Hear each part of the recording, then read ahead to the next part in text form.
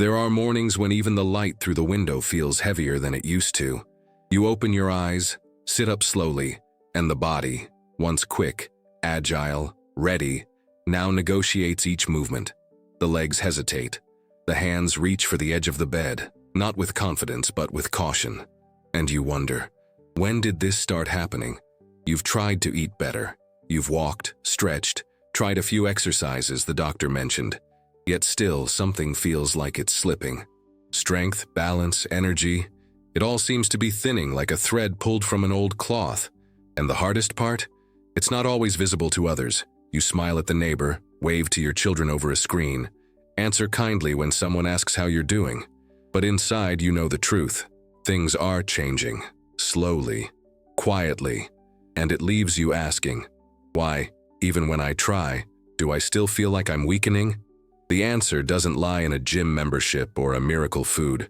The truth, as strange as it may sound, lives in the ordinary, in what you do without thinking, in what you've stopped doing. Strength after 60 isn't built with dumbbells and protein powders. It's maintained, quietly, patiently, through daily rituals that few people talk about. And it's these rituals, these small, often overlooked habits, that form the foundation of vitality. Not the grand efforts, but the gentle, consistent ones. Today, I want to walk with you through 10 habits, surprising ones that may already be part of your day, or that can be added without pain, without cost, and without pressure. Because it's not about pushing harder, it's about choosing differently. Dr. Shigeaki Hinohara, one of Japan's most respected longevity doctors, once said, "Longevity is not about age, it's about how lightly you carry yourself." He wasn't talking about weight.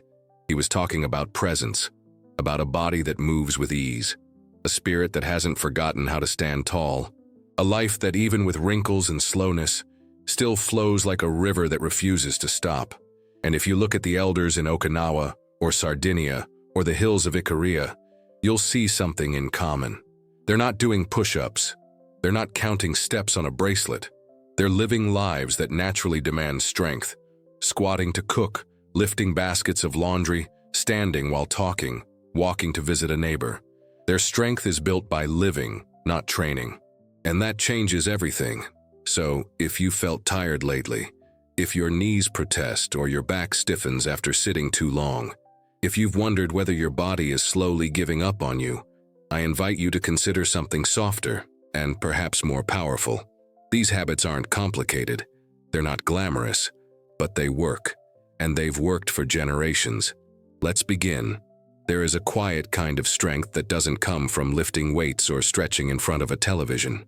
It comes from movement that's woven into life, from bending to reach something on a shelf, from taking the stairs instead of the lift, not because it's healthy, but because it's the only way home. It's in the rhythm of everyday resistance, small efforts that slowly teach the body to remember what it means to carry itself. For many, the word exercise brings memories of pain, struggle, or embarrassment. Fitness classes filled with noise, machines that confuse, advice that feels out of reach. But in Sardinia, something different happens. There, on the hillsides, men and women in their 70s, 80s, even 90s walk uphill each day. Not for fitness, but for life. They visit friends, they go to market, and their legs, tired perhaps, but still strong, carry them without complaint. The stairs in their homes, the uneven ground of their villages, the buckets of water they lift, they all become quiet training grounds. Science now agrees. These natural movements, especially those that engage the thighs and hips, what researchers call load-bearing, support the type of muscle fibers that prevent falls and preserve independence. Type 2 fibers, they're called. But you don't need to remember the name. Just remember this. Every time you squat with control, every time you bend and stand again, you're telling your legs, I still need you. Stay with me. There's something else. A simple change, easy to do, even in a small home. Keep the heavier things, not the dangerous ones, but the ones you use from time to time, on the lower shelves. A bag of flour, a bundle of towels. And when you reach for them, do it slowly, purposefully. Let your knees bend. Let your legs do the work. Not fast, not forced, just with presence. Because strength doesn't always shout. Sometimes it lives in a quiet squat, in the stretch of your thigh, in the breath you take as you rise. You don't need a gym, you need a reason. And sometimes, the reason is simply to reach the bottom shelf. Strength hides in your knees every time you bend with intention. And every time you rise again, something inside you stands taller too. Some habits are so quiet, so ordinary, that they slip beneath our awareness. Sitting down to talk on the phone, remaining in the same chair through an afternoon of television. Hours pass, the body settles, the spine curves gently forward, and the muscles that once held us upright, those of the hips, the back, the abdomen, slowly begin to forget their purpose. But not everywhere. In parts of Japan, in the narrow kitchens of Okinawa, or the open courtyards of older homes, a different habit remains. When the phone rings, many elders stand, they pace, they shift their weight gently from one leg to the other, not because someone told them to, but because long ago life taught them that movement invites life, and stillness, if too long, becomes its opposite. Something powerful happens when you rise, even without walking, just standing. The hips begin to open, the chest expands, the diaphragm breathes more fully, and the blood, which once slowed in folded legs, begins to circulate again. What seems small, what seems silly to some, actually touches something vital. The brain. Yes, the brain. When you stand, oxygen flows more freely. Alertness increases, reaction time improves. That subtle fog, that half-forgetfulness that creeps in during long periods of sitting, starts to lift. And the body, though it may carry pain, begins to remember itself. There's a kind of standing that isn't about posture, but presence. One foot grounded, the other shifting softly. A quiet sway like tall grass in wind. Nothing forced, just a decision not to collapse inward. It's been said that every phone call is a small ritual, a voice reaching across distance, a connection, and with it a choice to remain slouched and folded, or to rise. Not with pride or pressure, but with care, with dignity, with breath. Each call is a choice, slouch deeper or stand stronger. And sometimes the most powerful changes begin not with what you hear, but with how you choose to listen. Standing, present, alive. Morning arrives, and with it, the quiet rituals of a new day. A cup of tea, a glance out the window. Maybe toast, maybe nothing at all. For many, breakfast has become an afterthought. A soft meal, gentle on the stomach, easy to prepare, easy to forget. But beneath its simplicity lies a moment of decision, a moment that could mean the difference between strength and slow decline. After 60, something changes inside the body. Muscles no longer rebuild themselves as quickly. Even the smallest injury, even a night of poor sleep, can chip away at what once felt solid. And yet, in this delicate phase of life, many continue the same morning patterns they followed at 30. Light meals, rushed routines, or skipping breakfast altogether. The body, meanwhile, waits. And when it doesn't receive enough of what it needs, it begins to take it from within, bit by bit, quietly, until one day standing from a chair feels harder than it should. But the science is clear. In 2020, a study confirmed what many elders in Okinawa have practiced for decades. Starting the day with protein isn't luxury, it's survival. 30 grams. That's what it takes to trigger the body's ability to protect and repair its own muscle. 30 grams. Not scattered across the day, but right at the beginning when the body is most receptive. In traditional Okinawan kitchens, breakfast might include small grilled fish, miso soup with tofu, an egg or two. Not a feast, but enough to signal to the body, I am here. I want to stay strong. It doesn't need to be complicated. A boiled egg, a spoonful of Greek yogurt, a drizzle of flaxseed oil. Food that feeds not only hunger, but memory. Food that tells your muscles, you are needed today. Because muscles don't wake up with you. They respond to what you feed them. And if you feed them well, early, consistently, gently, they return the favor. They help you rise from the chair without pain. They help you walk to the market. They hold you steady when the world shifts beneath your feet. So tomorrow, when you sit down to eat, pause for a moment. Let it be a moment of care, of remembrance, of strength. Because strength begins in silence, and sometimes it begins with breakfast. There's something almost sacred about the act of hanging laundry, the way fabric catches sunlight, the scent of clean cotton in the breeze, the slow rhythm of reaching, pinning, lifting again.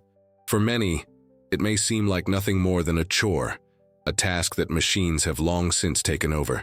But in the quiet corners of certain villages, especially in places like Ikaria, Greece, that simple act is still a daily ritual. And for some, it's the only movement they do all day. An 84-year-old woman once said with a half smile, "Laundry is my stretch and my lift." She wasn't joking. Each reach above her head, each step on the stool, each tug on a damp bedsheet was unknowingly her resistance training. No weights, no gym, just clothes, water, and care. Science now recognizes what her body already knew. When we lift our arms overhead, we activate the deltoids, the upper back, the stabilizers of the spine. We maintain shoulder mobility, an ability that quietly fades as we age, until one day, brushing our hair or reaching for a shelf becomes a painful reminder of what we've lost. Overhead movement also engages balance. It teaches the body not just to move, but to adjust, to center, to hold itself with confidence. And there's something else, something harder to measure: the dignity of contribution. Hanging clothes is a task of purpose. It creates order. It touches memory of mothers and grandmothers, of sun-warmed shirts, of routines that mark the passing days with quiet rhythm. In a world of machines, choosing to lift with your own arms, even once a week, becomes a declaration, not of rejection, but of remembrance. A remembrance that your body is still capable, that your movements, no matter how small, still matter. That strength can still be summoned, not in the form of sweat or steps, but in the stretch of a shoulder, the steadiness of a hand.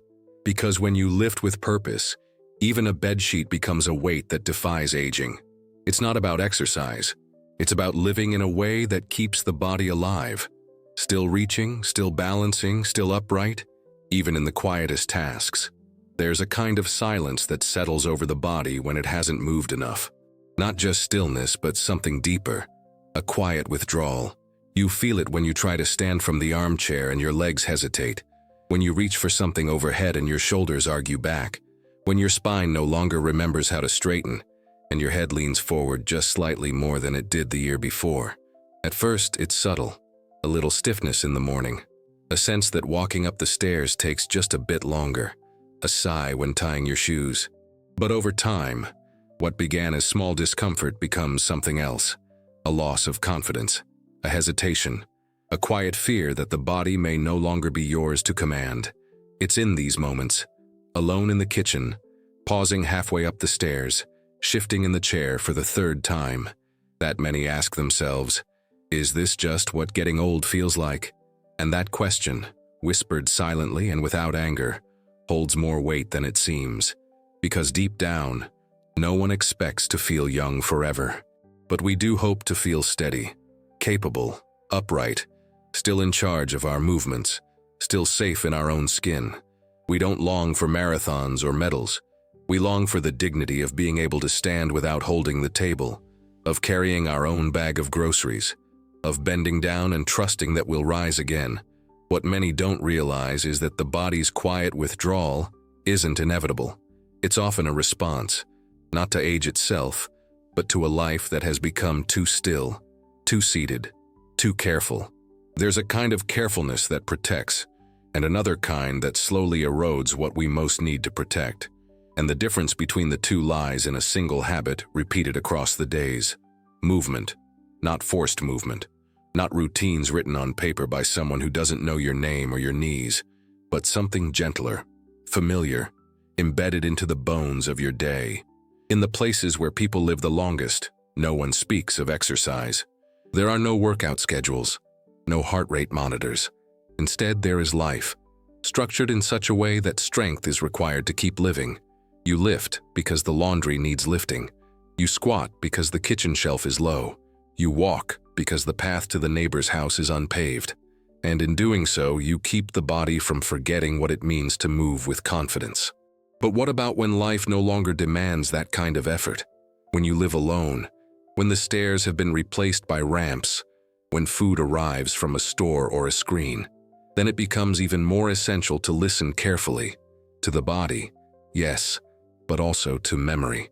To the parts of you that remember what it once felt like to stretch your arms fully, to twist gently and reach, to shift weight from one leg to the other without fear of falling. These aren't distant memories, they're muscle memories. And though they may have been quiet for a while, they're not gone. They just need reminding. Reminding the body doesn't require hours or sweat. It requires repetition, intention, a return to habits that ask something of you, just enough to keep the muscles awake, the joints nourished, the breath full. The body is always listening. Even in its stillness, it waits for your next move. That's why it matters how you get out of bed, how you rise from a chair, how often you shift your weight while brushing your teeth. These movements may seem too small to matter, but for a body over 60, they matter more than ever. Because strength is no longer about building, it's about maintaining, preserving what you've earned through years of living. And make no mistake, you've earned it. Every muscle, every bit of balance, every breath that still comes deeply and without effort, these are gifts. Not from a gym or a supplement, but from a life lived with care. And they are worth keeping. Listening carefully also means noticing what you avoid. The shelf that's suddenly too high. The stairs you hesitate to climb. The walk you once enjoyed, now postponed. Each avoidance is understandable. Who wouldn't protect themselves from pain or risk? But over time, these small choices add up, and the body, always eager to help, adapts. If you stop reaching, it reduces your range. If you stop squatting, it forgets how. It believes what you tell it through your actions. But here's the quiet truth. The body also remembers, and it forgives. With just a bit of effort, given regularly, the strength you thought was lost begins to return. Slowly, perhaps, gently, but it returns. Imagine standing at the window in the morning, tea in hand, and lifting your heels just slightly as you gaze outside. Imagine washing dishes while shifting your weight from one foot to the other. Imagine setting your cereal on a lower shelf, not to inconvenience yourself, but to give your knees a reason to bend. These are not exercises. They are invitations, opportunities to remain present in your own body. And with each one, the silence begins to lift. The stiffness softens. The exhale deepens. This isn't about doing more. It's about doing differently. Moving not because someone told you to, but because you miss the feeling of being strong in your own skin, of trusting your own steps, of knowing that even now your body wants to live and only needs a little attention to keep doing so. The sound of aging doesn't have to be creaks and groans. It can be the soft swish of fabric as you stretch your arms, the steady breath as you shift your weight, the quiet sigh of satisfaction when you rise from the chair without thinking. These are the sounds that matter. So listen carefully, not just to the discomforts, but to what your body is asking for beneath them. Maybe asking you to reach again, to rise again, to live, still, with movement, with grace, with the kind of strength that doesn't need to be seen to be real. Because strength after 60 isn't loud. It's steady. It's quiet. It's yours. And it begins each day with how you choose to move.